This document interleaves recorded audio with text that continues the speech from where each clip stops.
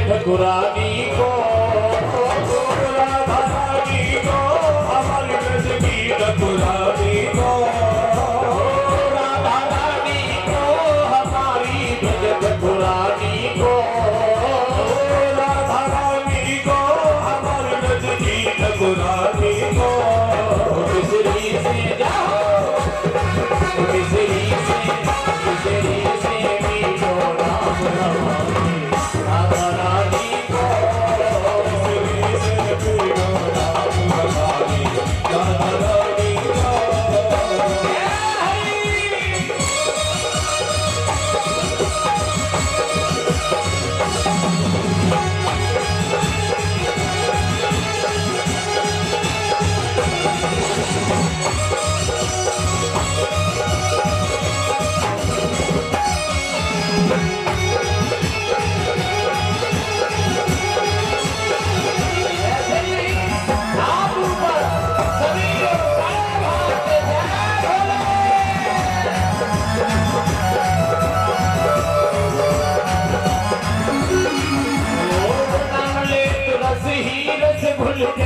मन में प्रेम अपार ले रस ही रस भूल गए मन में प्रेम अपार ले रस ही रस भूल गए मन में प्रेम अपार ले रस ही रस भूल गए मन में प्रेम अपार मिसरी से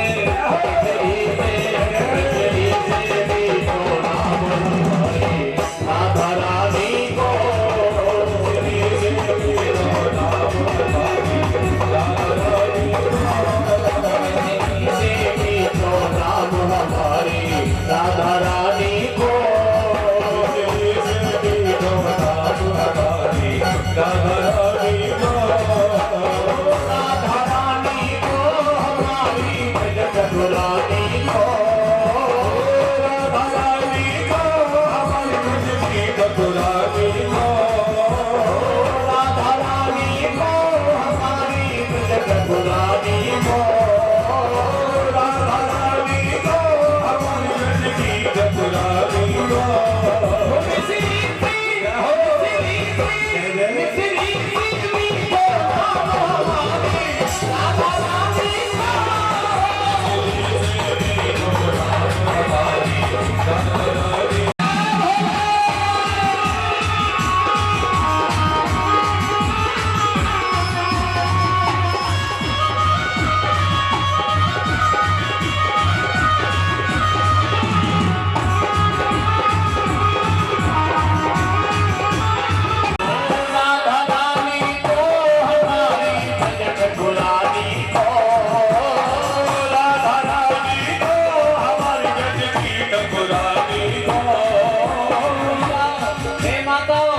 सब बैठी वैसी मौजा लाई नहीं कि कच्ची बोली हो रही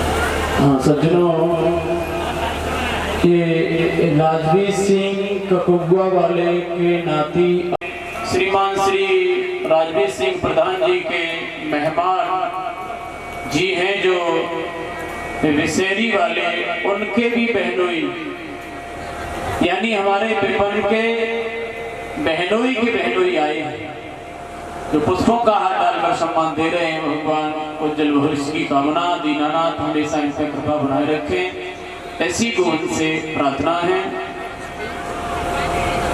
और 100 रुपए हमारे साथियों को दे रहे हैं।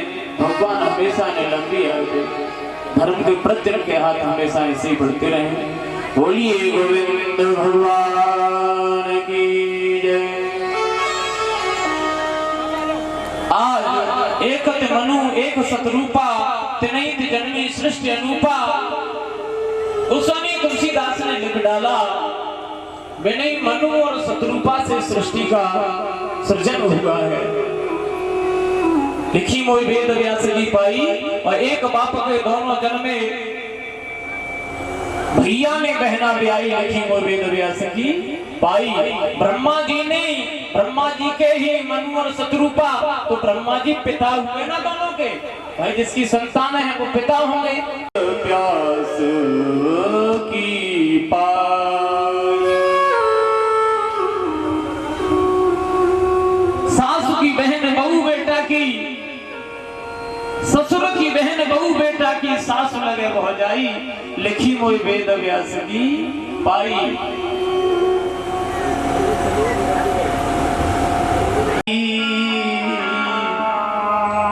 लिखी मोई वेद व्यास की पाई।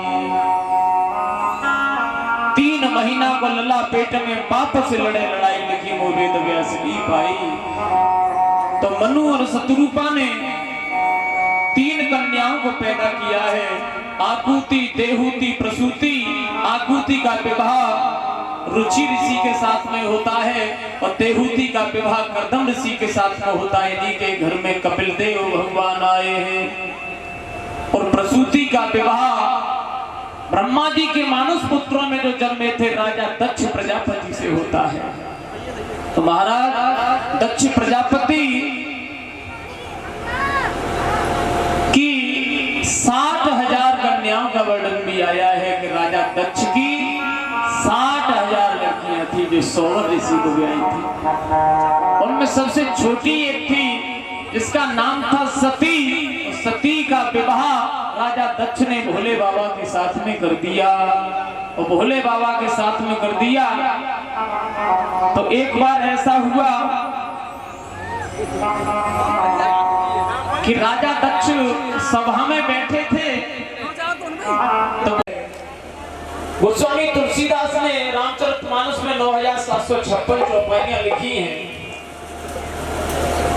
तो जरा हाथ ऊपर उठाएं जो रामचरितमानस का पाठ करते हैं। कौन कौन करता है हमारा भैया लोग? रामचरितमानस को कौन कौन पढ़ते हैं? कोई नहीं पढ़ता है। कोमल अंकल तुम नहीं पढ़ते हो? तुम्हें तो पढ़ना चाहिए। हमारे प्रधान जी बैठे हैं पीछे, इन्हें भी पढ़ना चाहिए। अब किस बात की टेंशन है? एकदम फ्री है, सब धन दौलत की कमी नहीं है, भरा पूरा परिवार है, सब कुछ है, धन है, दौलत है, शौहरत है। तो अब तो आप लोगों को रामचरितमानस का पाठ करना ही ठीक लगता है। तो ऐसा नहीं कि जिसे काम है, काम तो सब पे होता है, तो सबको ये रामचरितमानस, महाभारत, गीता ये पाठ करना चाहिए प्रतिदिन, सबको करना चाहिए। तो यहाँ तो बहुत कम है, लेकिन अभी हम बटसेना की तरफ से कथा कह के आए हैं। 10 तारीख की रात्रि में हम लौटे थे, तो वहां बहुत भक्त करते थे रामचरितमानस का पाठ। हमारे गोपाल अंकल तो करते होंगे रामचरित का पाठ। अरे तुम तो पहले भागवत में परीक्षित का रोल अदा किया था, तुम्हें तो हमने समझाया था 7 दिन के आपको ये करना है। ये हमारे भूतपूर्व परीक्षित है। सन 22 में जब 23 में कथा जारकी में हुई थी, तब इन्होंने और हमारे रामवीर सिंह बाबा जी ने, दोनों ने बहुत सुंदर किरदार निभाया था परीक्षित और यज्ञपति का। इनके लिए भी जोरदार तालियां हो जाएं, जिन्होंने बहुत सुंदर तरीके से इस कथा को सुशोभित किया था। तो जो लोग रामचरितमानस का पाठ करते हैं ना, जीवन में कभी दुर्घटनाएं होती ही नहीं है। तुलसी बाबा कहते हैं राम कथा ससे किरण समाना, राम कथा ससे किरण समाना, राम कथा ससे किरण समाना, राम कथा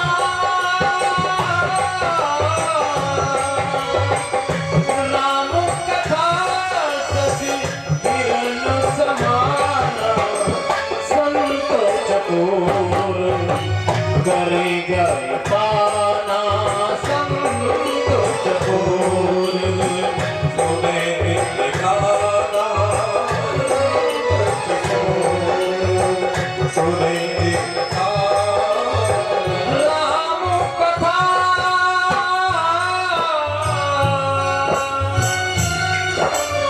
लेकिन महाराज क्या कलयुग में आदमी कैसो है रहे हुए राम नाम के आलसी और भोजन में सिया। महाराज जब कलयुग में आदमी केवल अपने पेट भरने में लगा है, भैया शाम को चट्टा लगा ले और घर लाटे मार के सोई गयो, सवेरे उठो और कुल्ला दादू करी और फिर बसवाए ली भद्दे भैया 6-7-8 रोटी हमारी तो भूख ही ना खत्म है रही। राम नाम के आलसी और भोजन में सिया,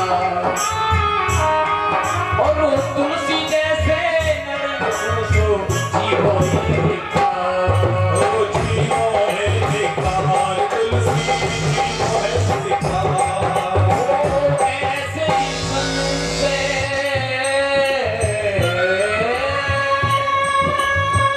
ऐसी संसे कीन भवानी, ऐसी संशय कीन भवानी, महादेव तब कथा बखानी, महादेव तब कथा बखानी, सिया राम जय राम, राम सिया राम जय राम, राम सिया राम जय राम, सिया राम, राम सिया राम जय राम, सिया राम, राम सिया राम जय राम, राम सिया राम जय राम, राम सिया राम जय राम, सिया राम, राम सिया राम जय राम, सिया राम, मंगल भवन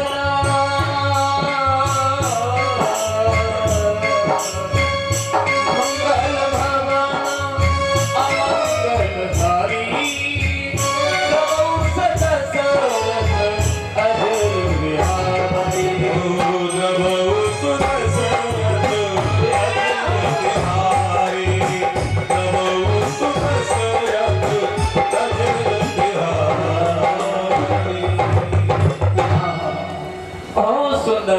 बहुत सुंदर भोले बाबा से सती कहने लगी ऐसी संशय कीन भवानी, महादेव तब कहा बखानी। तो जार की वारे हो, कथा को आप बड़ी श्रद्धा और भाव से समझ रहे हैं, मैं ऐसा महसूस कर रहा हूं। तो आप कोई भी ये ना सोचे कि व्यासी तुमने इस कथा को इस जगह पे कैसे छोड़ दिया। तो महाराज उन लोगों के लिए मैं केवल एक छोटी सी बात कहना चाहूंगा। क्यों? क्योंकि राम की कथा को आज तक पूरा कोई कर ही नहीं पाया। ऐसा कोई जना ही नहीं महाराज जो राम की कथा को पूरा कह सके। हरि अनंत हरि कथा अनंत, बहुविधि कहे सुने सब संता। राम की कथा का पार ही नहीं है साहब, जो कि हम तो बहुत छोटे वक्ता हैं। ये कथा तो केवल 7 दिन की है, अगर इस कथा को 7 वर्षे भी किया जाए तब भी इस कथा को पूरा नहीं कर सकते। क्योंकि महाराज हम तो बहुत छोटे वक्ता हैं, अरे हनुमान जी जैसे वक्ता भी कथा को पूरा नहीं कह पाए। अब आप लोग सोच रहे होंगे कि हनुमान जी ने कब कथा कही थी, तो जो लोग सुंदरकांड का पाठ करते होंगे उन लोगों को पता होगा कि हनुमान जी ने कब कथा कही थी। सुंदरकांड का पाठ तो करते होंगे तुम लोग, मंगलवार को करते हो नहीं करते हो? नहीं करते हो तो नियम बना लो, हर मंगलवार को सुंदरकांड पाठ का आप आरंभ कर दीजिए, जीवन में खुशियां ही खुशियां आ जाएंगी। माता तुम भी बड़े नियम करती हो कि नहीं करती हो? कल मैंने कहा था तुमसे कि अपने सास ससुर और पति के पैर छू के आना, आज छू के आई? बीरो तुम छू के आई? नहीं छू के आई? छू के आई, बहुत सुंदर। तो को छू के आइए, हाथ ऊपर उठाइयो। केवल 3 ही, बाकी जो सब लोग वैसे ही खुश रह जाते हैं। अरे भैया देखो जी, कथा से यही तो सीख मिलती है। नाच गाना करते रहो, हम भी करवाते रहे और चले जाए तो फायदा क्या है? तो ये क्रम जब आप लोग बना लोगे तो लोग ये कहते हैं भैया संपत्ति कहाँ है, पैसा कहाँ है, शांति कहाँ है? लोग कहीं गोदावरी जाते हैं, कोई हरिद्वार जाता है, कोई काशी जाता है, शांति ढूंढने के लिए फिर रहे प्रधान जी, शांति ढूंढने के लिए, संपत्ति ढूंढने के लिए। लेकिन चौपाइयां आप पढ़ते कहाँ हैं? अगर रामचरितमानस को आप पढ़ें तो उसमें तुम्हें मिलेगा। रामचरितमानस हमें जीना सिखाता है महाराज, रामचरितमानस हमें जीना सिखाता है कि हमें जिया कैसे जाए। गोस्वामी तुलसी बाबा ने बहुत सुंदर लिखा है, जहां सुमिते संपत्ति नाना, जहां सुमिते संपत्ति नाना, जहां सुमिते संपत्ति नाना, जहां सुमिते संपत्ति नाना, जहां सुमिति, जहां सुमिति तहां संपत्ति नाना, जहां कुमिति तहां विपत्ति निधाना, कुमिति तहां विपत्ति निधाना,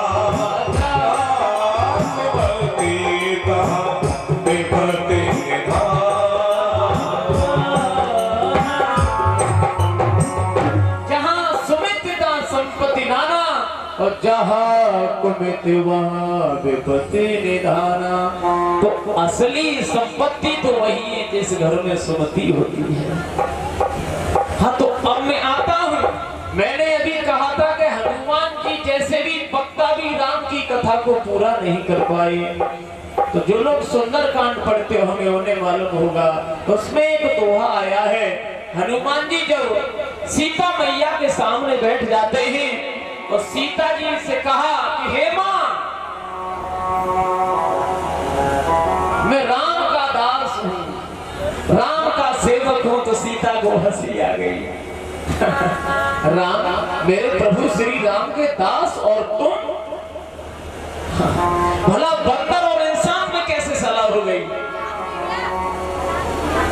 तो हनुमान जी कहते हैं, हे मां, राम रसायन मेरे पासा, सदा रहो रघुपति के दासा। राम रसायन, मैं राम जी का दास हूं। तो कैसे संगति हुई? तो हनुमान जी ने बहुत सुंदर कहा, लेकिन कथा को महाराज पूरा नहीं कर पाए। क्यों? दोहा साफ साफ कह रहा है, रघुपति करी संदेश सुनि जननी धर्म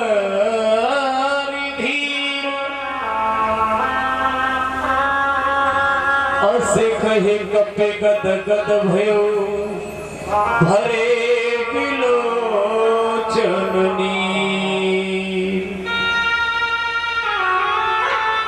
हनुमान जी की बाणी अवरुद्ध हो गई, आंखों से आंसू बहने लगे। हनुमान जी क्या कथा को पूरा सुना पाए?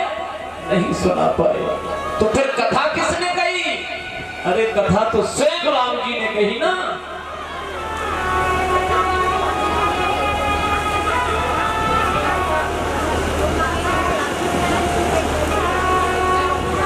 तो हनुमान जी ने कथा नहीं कही, कथा तो राम जी ने कही थी। अब आप लोग सोच रहे होंगे तो हनुमान जी गए थे, राम कहां गए थे सीता जी के पास में? तो तुलसीदास की चौपाइयों को आप लोग जब पढ़ेंगे तो तुम्हें समझ में आएगा। अरे राम तो हनुमान जी के साथ ही थे ना। चौपाई कह रही है क्या?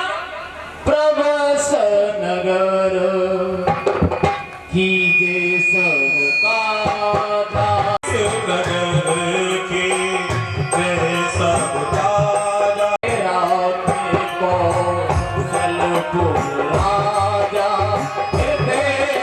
राखे प्रभु लोक राजा, हृदय राखे कौशलपुर राजा, हृदय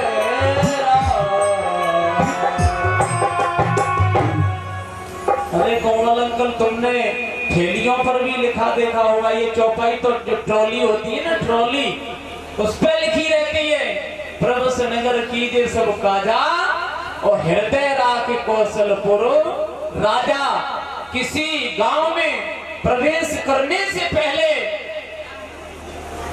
श्री राम जी का स्मरण कर लेना चाहिए। तो राम जी तो साथ में ही थे हनुमान जी के। भला राम हनुमान जी से राम अलग कैसे हो सकते थे?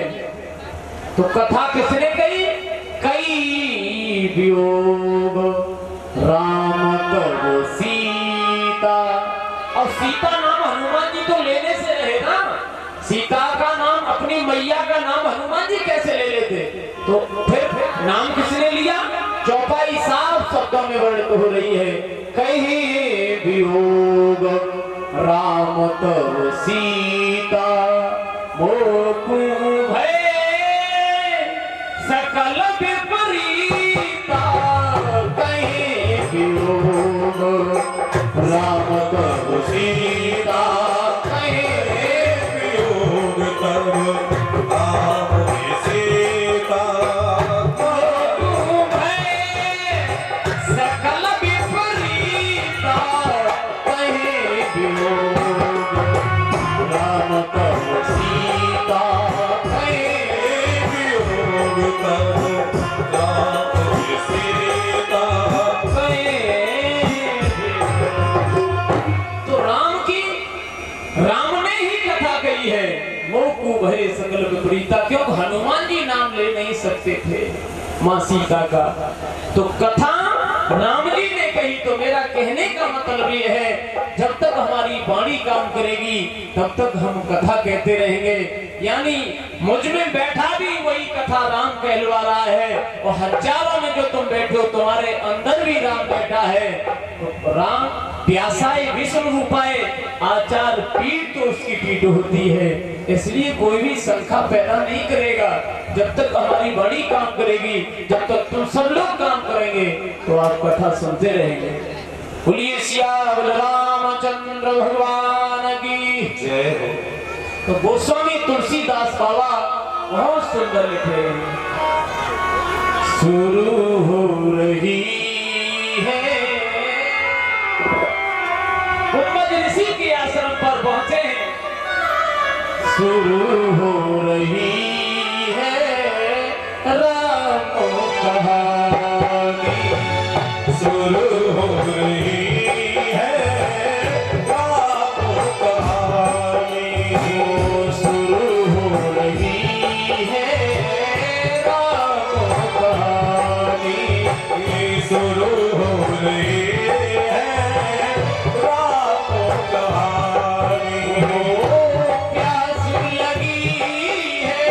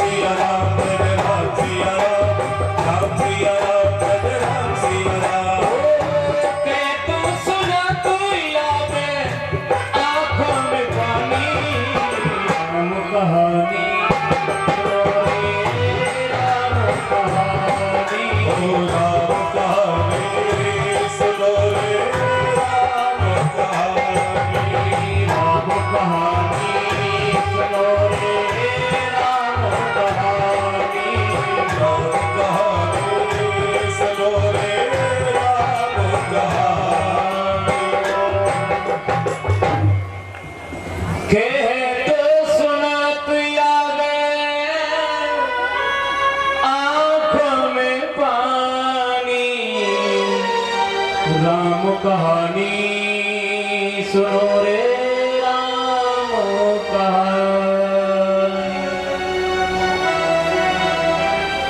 इधर शंकर भगवान और सती मैया चली हैं।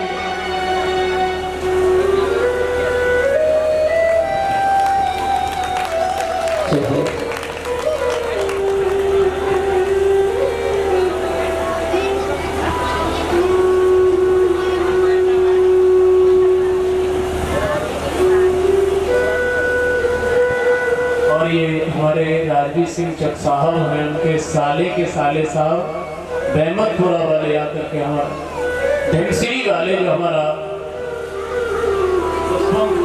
मोहम्मदपुर धनश्री से आए हैं, जोरदार तालियों से उनका स्वागत किया जाए। जो एक पुष्पों का हार डालकर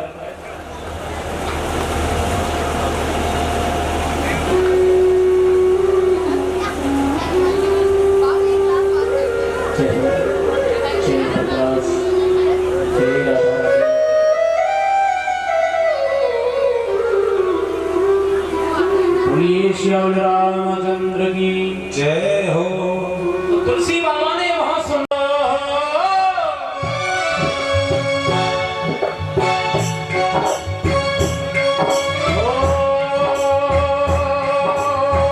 एक बार त्रेता जुग माही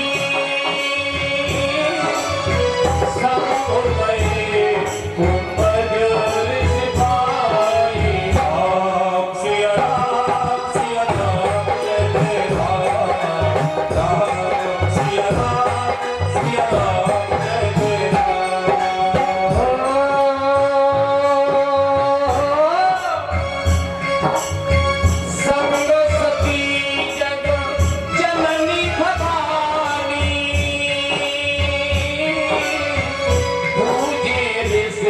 अखिलेश्वर जानी राम सिया राम जय जय राम राम सिया राम जय जय राम।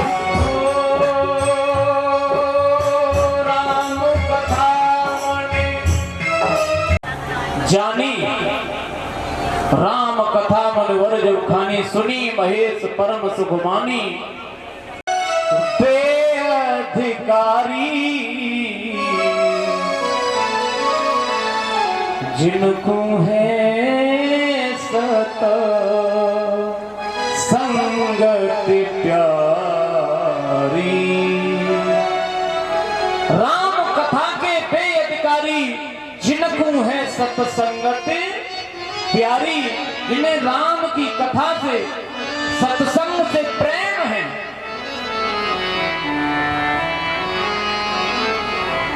और ये 51 मुद्राएं हमारे बहादुर सिंह भैया जी देके गए हैं।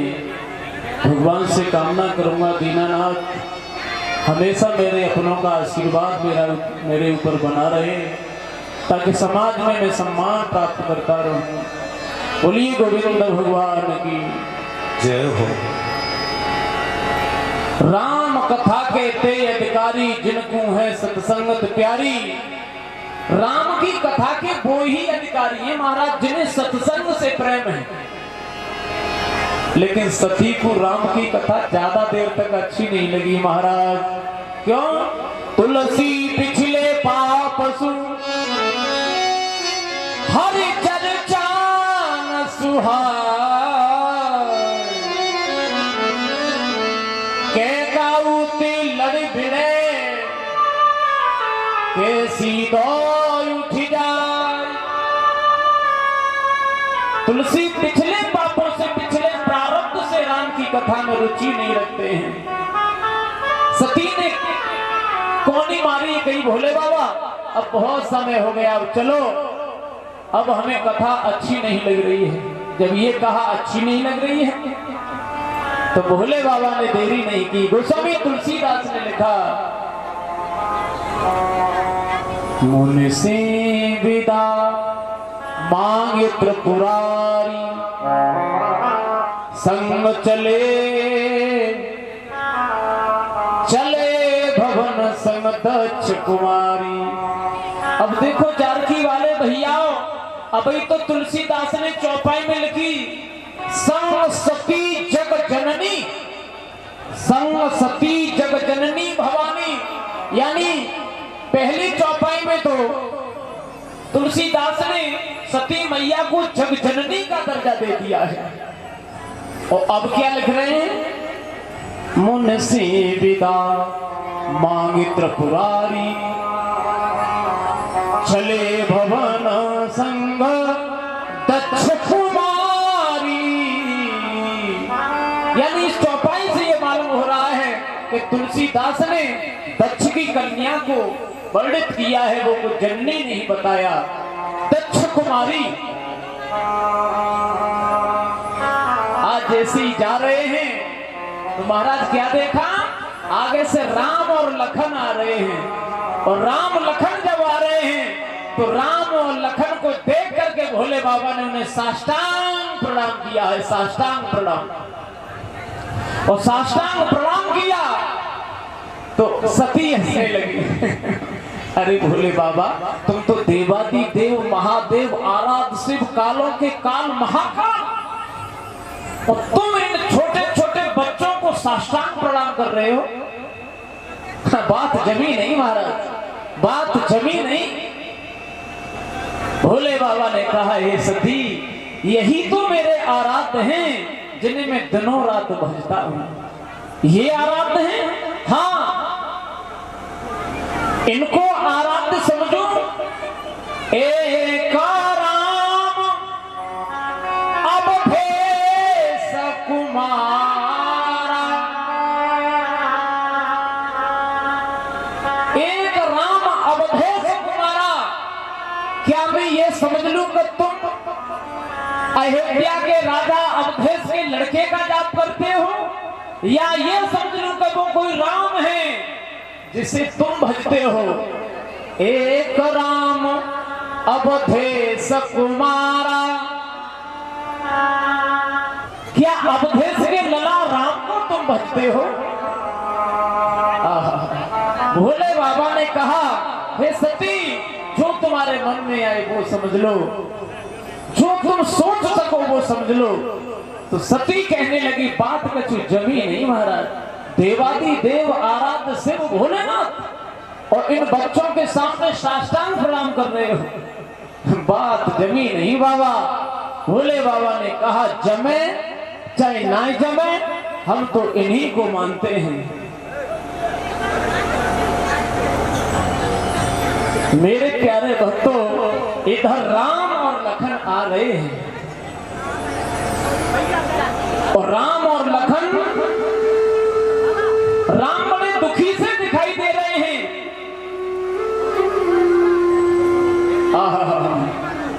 गंगा के पार आ चुके थे और श्री दशरथ मरण हो चुका था, सुग्रीव मित्रता हुई ना थी और सीता हरण हो चुका था। महाराज दशरथ का मरण हो गया, सीता जी का हरण हो गया। राम और लखन लता पताओं से पूछ रहे हैं, और लता पताओं से कह रहे हैं, पंडित जी, हे खग मृग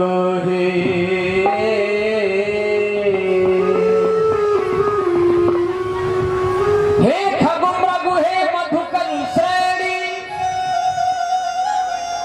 तुम देखी सीता मृगनैनी।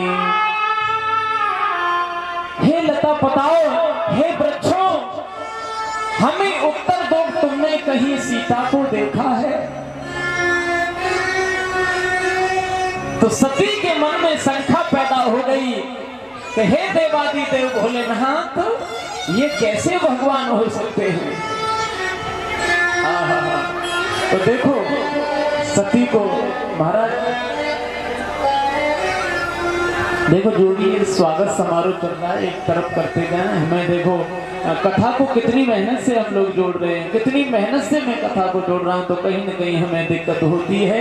क्योंकि हमारा मन भटकता है, तो इसलिए साइड में सम्मान भी चलता रहे और कथा भी हमारी बढ़ती रहे। तो इसलिए सभी हमारी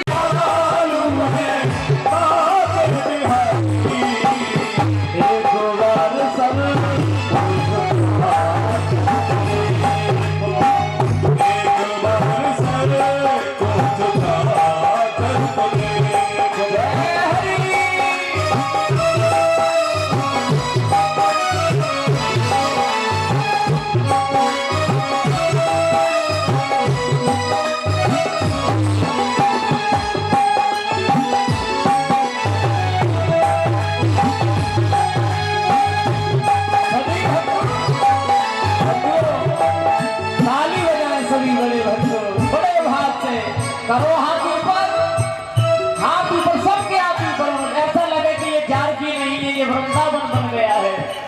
जय हरि।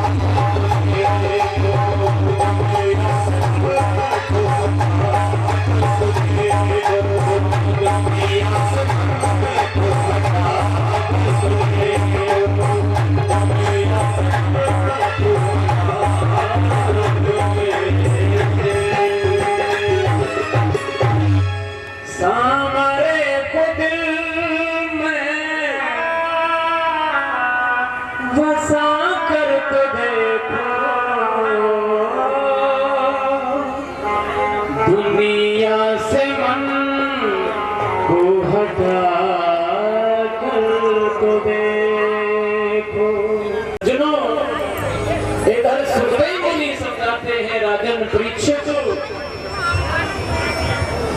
जब भोले बाबा ने समाधि को खोला तो सती हाथ जोड़कर उनके सामने खड़ी है। तभी देखा ऊपर से विमान जा रहे हैं महाराज, विमान।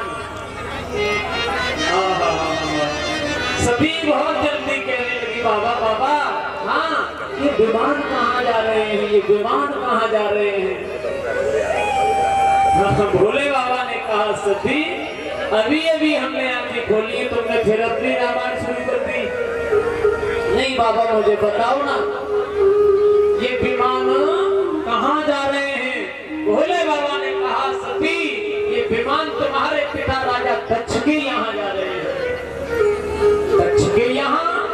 हाँ, बोले तुम्हारे पिताजी ने यज्ञ रचाया है, सभी देवता लोग वहां जा रहे हैं। सती ने कहा भोले बाबा अगर आप बुरा ना माने तो हम एक बात कहें। हाँ हाँ मैं बुरा क्यों मानूंगा, तो बताओ ना हमें। बोले भोले बाबा हमारे पिता के यहाँ ही यज्ञ हो रहा है। हाँ बिल्कुल तुम्हारे पिता के यहाँ पर ही यज्ञ हो रहा है। तो भोले बाबा मेरी इच्छा ये हो रही है कि मैं भी वहां जाऊं। भोले बाबा ने कहा सती तुम ये नहीं जानती हो कि वहीं पर जाना चाहिए जहां निमंत्रण हमारे लिए हो। बिना बुलाए जाओगे तो सम्मान नहीं अपमान ही पाओगे।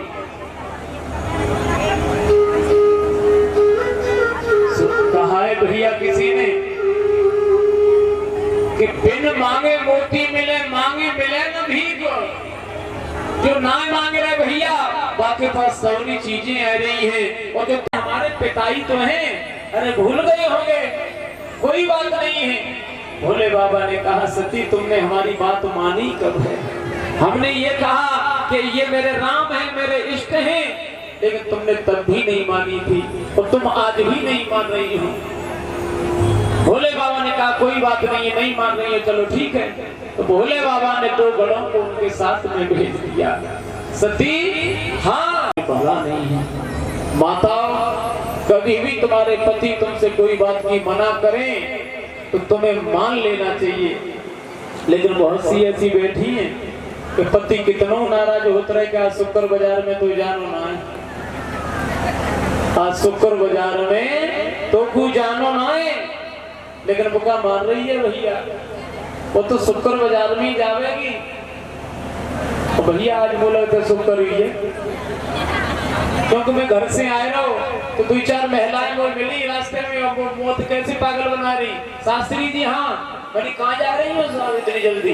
बोले तुम्हारी कथा सुनवे जा रही है।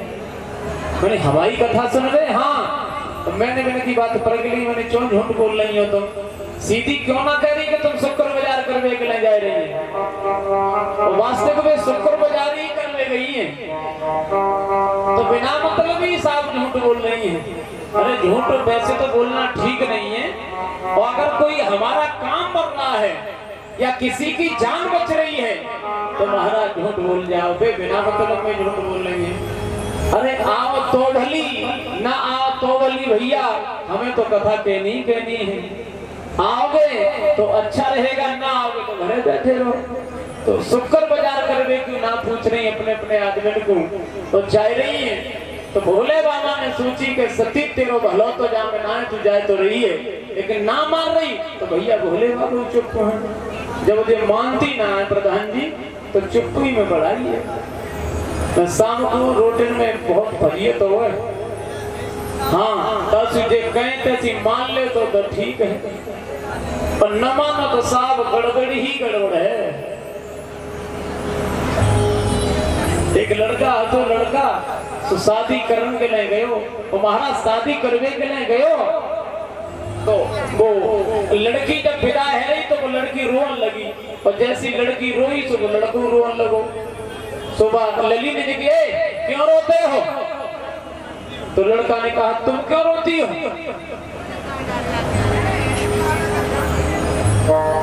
तुम क्यों रोती हो, कहा हम तो जाके लाए रो रहे हैं, कि हम अपने अम्मा कक्के दादा चाचा ताई सबर को छोड़ के जा रहे हैं, तासु हम रो रहे हैं, लेकिन तुम क्यों रो रहे हो?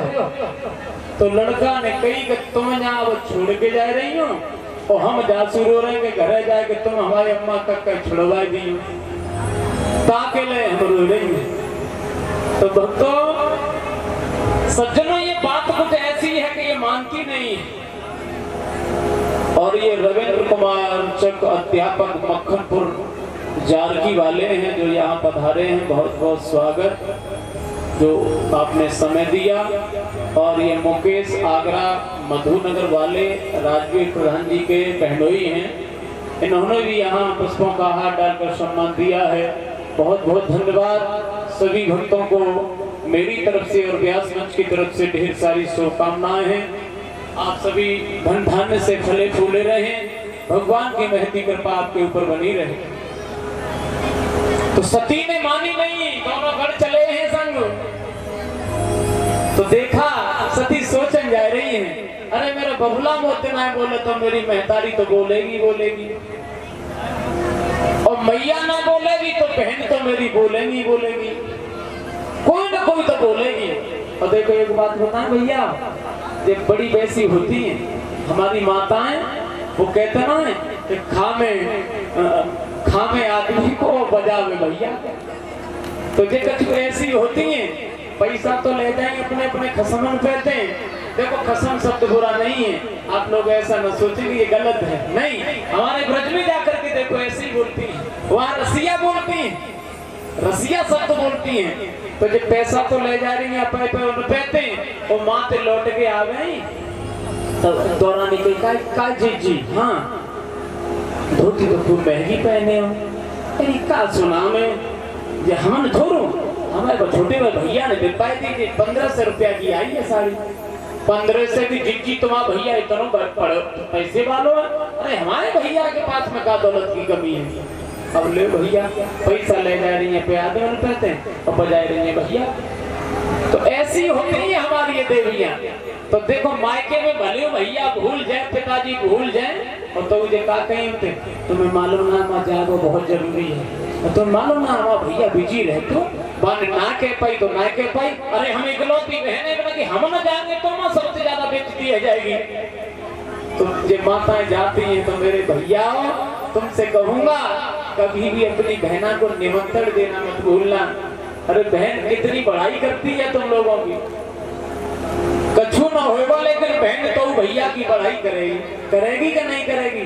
अरे मेरे भैया, अरे मेरी भौजाई तो ऐसी है, चाहे भली मोहत ना बोल रही भौजाई, पर कई जो नहीं, अरे मेरी भौजाई तो हाथ ही हाथ पे ले लेते हैं। नहीं तो पता नहीं रहने का सही कह रहे हैं, ऐसे ही करती होगी तो हाँ हाँ। तो ऐसी सती मैया ने बात नहीं मानी, अरे बबुला है भूल गए होंगे, कोई बात नहीं है। तो आज सज्जनों जैसे ही सती गई तो कोई मुंह तो बोलो नहीं। सती मन में विचार कर रही है, परमेश्वर अगर मैंने भोले बाबा की मान ली होती तो आज ये अपमान मुझको नहीं सहना पड़ता। आज गई तो मैया नहीं मुंह फेर ले हो। सती कहने लगे चलो मेरी बहनियां तो बोलेंगी लेकिन बहनों नहीं बोली। आज सती को बहुत कष्ट हुआ है। सती को कष्ट तब हुआ जब हवन कुंड के पास में सभी देवों का स्थान है, लेकिन भोले बाबा का स्थान वहां पर नहीं है। सती को बहुत खेद हुआ, सभी देवों का स्थान बबुला तुमने दे दिया, लेकिन मेरे पति देवादी देव महादेव का स्थान तुमने कैसे भूल गए तुम। और सती को बहुत बड़ा पश्चाताप हुआ है मेरे भाइयों। तो पत्नी तो वही है जो अपने पति का अपमान सहन न कर सके, लेकिन आज मैंने इस कलयुग में ऐसा जमाना देखा है कि ये पत्नियां अपने पतियों को अपने मायके में पिटवा देती हैं। ऐसा मैंने खुद देखा है कि अपने भाइयों पर अपने पति को पिटवा देती हैं और उन पर कोई असर नहीं होता है। मेरी माता, पति का सम्मान करना ही हमारी सबसे बड़ी बात होती है। आज सती को ऐसा लगा कि हे बाबुल अगर तुम्हारे से उत्पन्न हुआ ये मेरा शरीर नहीं होता तो मैं तुम्हें जला करके भस्म कर देती। तुमने बहुत बड़ा घिनौना काम किया है, क्योंकि तुमने मेरे पति देवादिदेव आराध्य शिव को स्थान नहीं दिया। लेकिन अगर मैं श्राप देती हूँ तो मुझे दुनिया थूकेगी कि कैसी बेटी थी जिसने अपने पिता को मार डाला। तो आज सती ने मन में विचार किया कि जो शरीर पिता तुमसे उत्पन्न हुआ है, मैं शरीर को ही नहीं रखूंगी। तो आज सती ने योगाग्नि द्वारा अपने शरीर को जला दिया है। कुछ व्यास लोग कहते हैं कि वो अग्नि कुंड में गिर गई थी, नहीं, सती के अंदर तो इतना तेज था कि उन्होंने योग यज्ञ द्वारा, योग के द्वारा अपने शरीर में अग्नि को प्रज्वलित कर लिया। तो सती जी ने अपने शरीर को जला दिया। जब भोले बाबा को ये मालूम पड़ा कि सती जल गई है, तो भोले बाबा को क्रोध आया। तो भोले बाबा ने अपने सर से एक जटा को उखाड़ करके जमीन में मारा, तो उसमें एक वीरभद्र नामक बहुत बलशाली गढ़ पैदा हुआ। और वीरभद्र से कहा कि हे वीरभद्र, हाँ, समाचार शंकर सुन पाए। शंकर ने जैसी सुना कि सती ने अपने शरीर को जला दिया है, वीरभद्र करे कोप पठाए। वीरभद्र को भेजा है कि क्या राजा दक्ष को अकल के ठिकाने लगा, उसकी गर्दन को काट करके हवन कुंड में डाल देना। तो वीरभद्र गए ही, उन्होंने सबसे पहले राजा दक्ष की गर्दन को काट करके हवन कुंड में डाल दिया। एक पूछा ऋषि थे, उनके दांत तोड़ दिए हैं। तो उस सभा में नारद नहीं गए थे, क्योंकि नारद को पता था कि ये वहां पर ऐसा होने वाला है। सत्यमय आज्ञा से ही यज्ञ को विध्वंस कर डाला। तो आज सभी देवता आए हैं, भोले बाबा से कहने लगे, भोले बाबा दक्ष को माफ कर दो। तो भोले का नाम है भोला, भोले भाले। भोले हैं तो बहुत ही भोले हैं, और भाले हैं तो त्रिशूल की तरह, भाले की तरह पहने हैं मेरे देवादी देवारात से। अलग निरंजन, अलग निरंजन, जय भोले जय गिरनारी, अलग निरंजन, अलग निरंजन।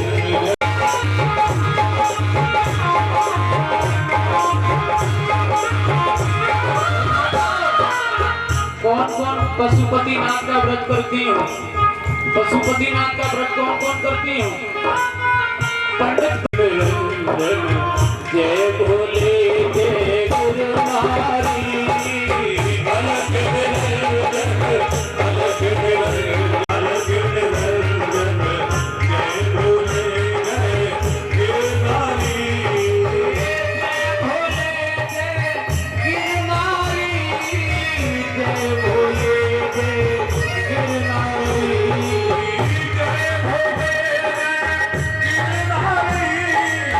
जय भोले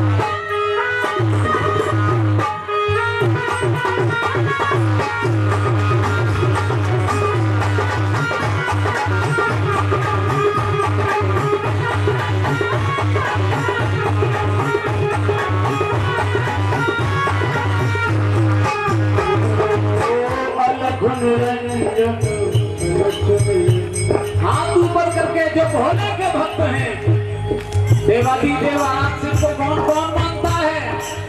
अब ऐसे नहीं, बड़े भाव से जय भोले।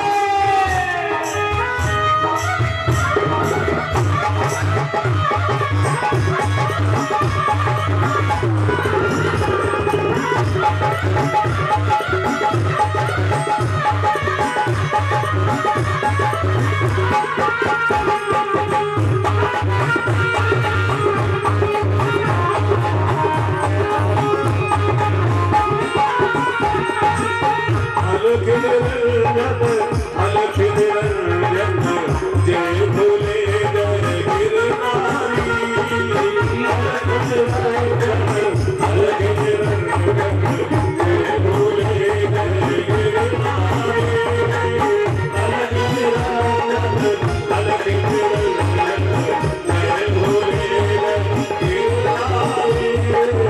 जय निरंजन अलख निरंजन जय भोले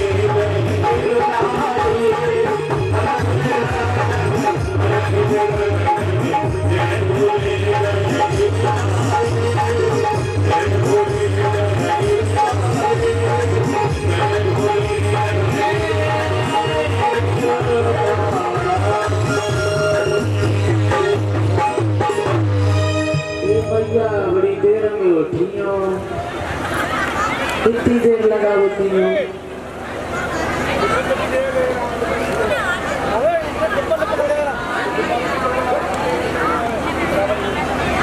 और ये बिल्ला भाई बघेल टुंडला से पधारे हैं, जो हमें एक पीताम्बरी और 101 रुपए और हमारे सभी साथियों को पुरस्कार दे रहे हैं।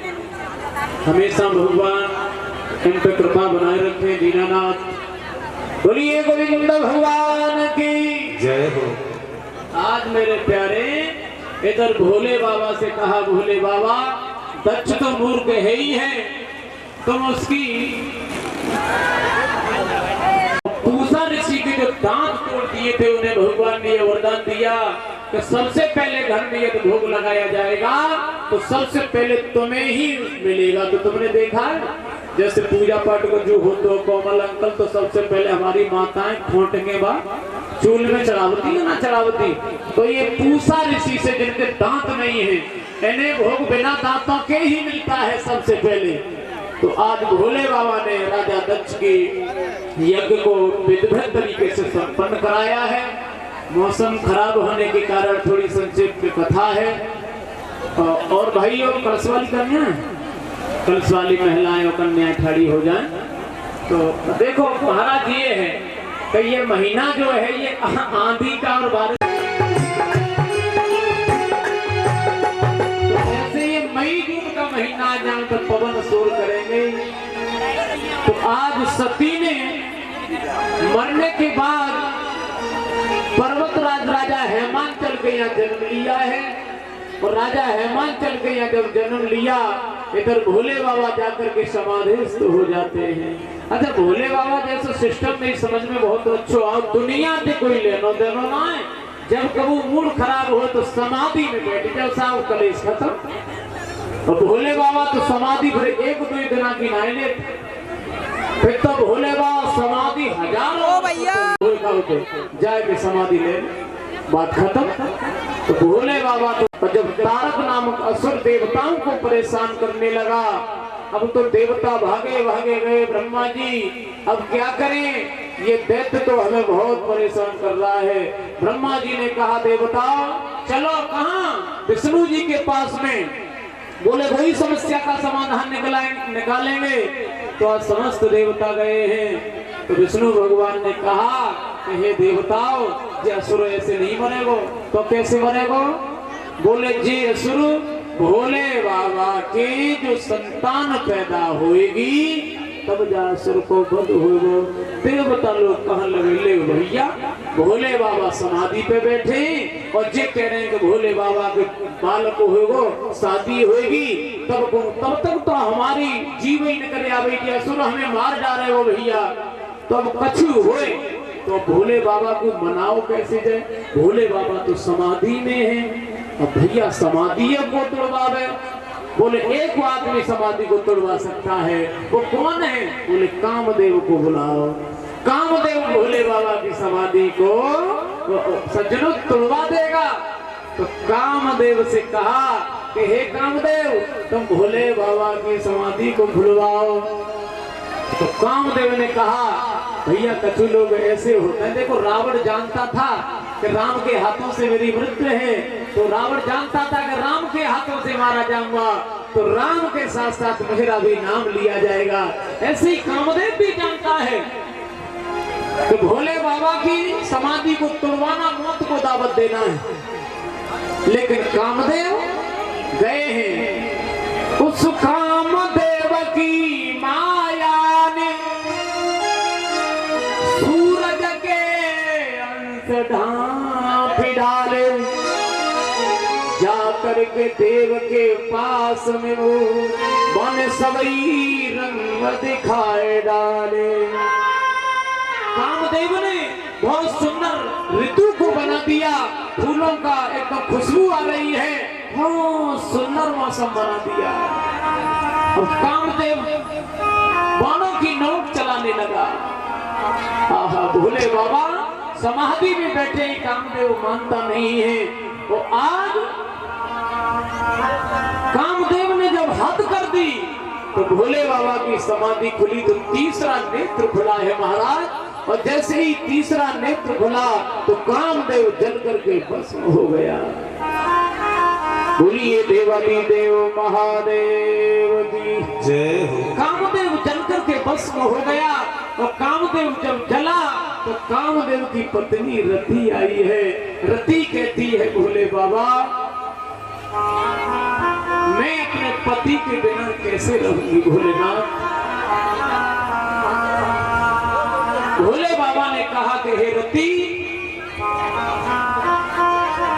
तुम्हारा पति अभी बिना शरीर के ही व्यापेगा, लेकिन हम तुम्हें यह वरदान दे रहे हैं कि तुम्हारे पति की भेंट द्वापर में होगी, कृष्ण के वंश में तुम्हारा पति आएगा। ये हम तुम्हें वरदान दे रहे हैं। आज रति संतुष्ट होकर के भोलेनाथ के पास से चली जाती है। देवता आए हैं, देवता कहने लगे भोलेनाथ, हाँ। बोले भोले बाबा तुम विवाह कर लो। विवाह? हम भैया हम विवाह नहीं करेंगे। तो आज भोले बाबा से ज्यादा कहा गया कि विवाह कर लो। तो किससे करें? तो इधर नारद मुनि जा रहे हैं, राजा हेमांचल ने बुलाया है कि हे देवर्षि नारद, मेरे घर में कन्या पैदा हुई है, जाको नाम और जाकी हस्त रेखा कर्म रेखा बताओ। नारद ने कहा कि हे पर्वतराज हेमांचल, ये लड़की नहीं भवानी है, ये बहुत सौभाग्यशाली है, इसकी शादी एक फक्कड़ महात्मा के साथ में होगी। हाय हाय। राजा हेमांचल की पत्नी कहने लगी, मेरी तो एक ही बेटिया और चारों को ब्याह फक्कड़ के संग। अब तो बात ही साहब बिगड़ गई, फक्कड़ के संग। उन जटाधारी होगा, बड़ी बड़ी दाढ़ी होगी, बाकी संग में शादी होगी। तो आज मैया गौरा घर से निकल करके तप करने के लिए चली गई है कि मैं तो उन भोले से ही, उनसे ही विवाह करूंगी, उन्हीं जैसा है फक्कड़ बाबा, उनके अलावा तो कोई है ही नहीं है। तो आज जब तप करने के लिए गई है तो सप्त ऋषि गए हैं। सप्त ऋषि ने कहा कि हे गौरा, तप किसके लिए कर रही है? बोले मैं भोले बाबा से शादी करूंगी, वरना मैं मर जाऊंगी, लेकिन शादी नहीं करूंगी। सप्त ऋषि ने कही, अरे गौरा तू इंद्र से शादी कर ले, इंद्र बहुत समझदार हैं, सुंदर हैं, और इंद्र से नहीं तो विष्णु भगवान से कर ले। तुम्हें मालूम ना है भोले बाबा तो फक्कड़ नशे वाले आदमी, पता नहीं कब समाधि ले ले, कहा नहीं जा सकता। तो एक ही बात कही गौरा ने, हे सप्त ऋषियों, दिल के बाजार में दौलत नहीं देखी जाती, और प्रेम हो जाए तो सूरत नहीं देखी सज्जनों, गौरा ने कहा कि हे सप्तऋषियों, दिल के बाजार में दौलत नहीं देखी जाती, और प्यार हो जाए तो सूरत नहीं देखी जाती। न तो सूरत बुरी है न मूरत बुरी है, अरे बुरा तो वही है जिसकी नीयत बुरी है साहब, जिसकी नीयत बुरी होती है। तो सत्यता तो ये है कि जो भी प्रेमी किसी प्रेमी से प्रेम करता है तो वो सूरत नहीं देखता। जो लोग सूरत देखा करते हैं वो प्रेम तो कर ही नहीं सकते महाराज, उनकी तो बात ही छोड़ो।